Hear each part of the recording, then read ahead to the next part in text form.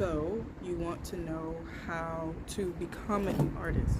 So you should not become an artist, or you shouldn't put out your music until you do these things. And you know what? Let me say something else.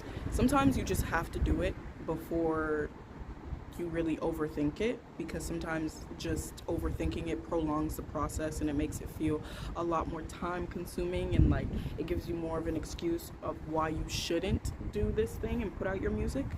This is episode 10 of the series that we have been doing of artist development as an up-and-coming artist, slowly but surely rising to meet her great destiny, I guess, without making it over poetic. So you want to know how to become an artist.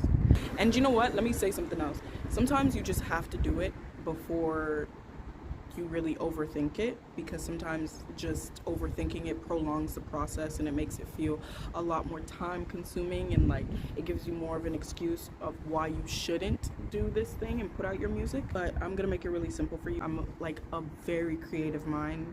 I'm even left-handed, and you know, left-handed people are more creative. They are though. So one, start here. What do you want?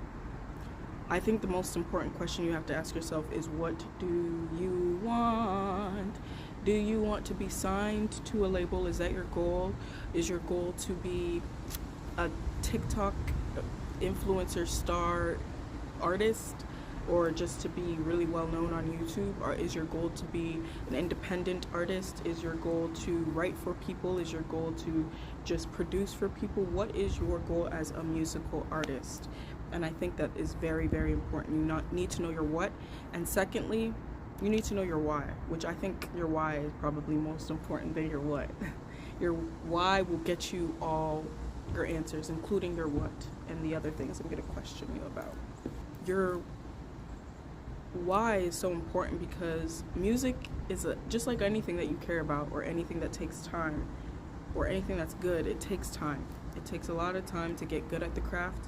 It takes a lot of time to get noticed, or to push your music out and to be heard and find your core audience. I'm still gaining engagement and still finding my audience, but even still now, in the midst of all of that, I'm realizing the whole entire process takes a good amount of time.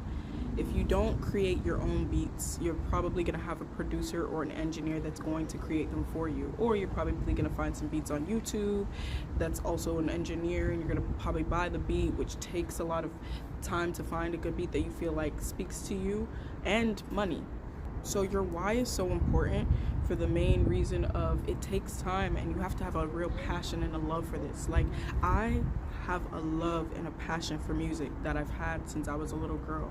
I've been writing since I was 11 years old. Writing always came so easily to me.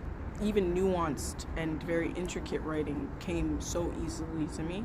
I started by doing poetry, open mic nights, spoken word, and writing, just the fluidity of it was so intriguing to me and so powerful that it didn't feel like any work.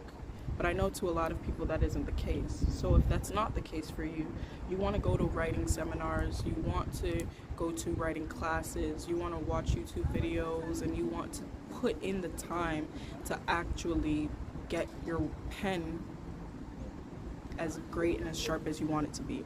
I think that the music industry is a very, very competitive industry, just because it's oversaturated with so many artists. I think there's like 1,000 songs being put on Apple Music or Spotify alone in a day, and it's like, that's crazy. It's thousands of songs a day.